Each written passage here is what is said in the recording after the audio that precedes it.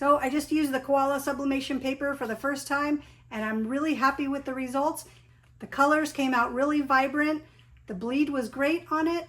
And one of the best things about Koala Sublimation paper is the price point. It's got a really great price. You can get this in packs of up to 200 sheets, so it'll last you a really long time. The Koala Sublimation paper is also fun because it's bright yellow on the back. You'll never have an issue again trying to figure out which side to print on. So let's sublimate some of these Christmas ornaments and see how the Koala paper performs.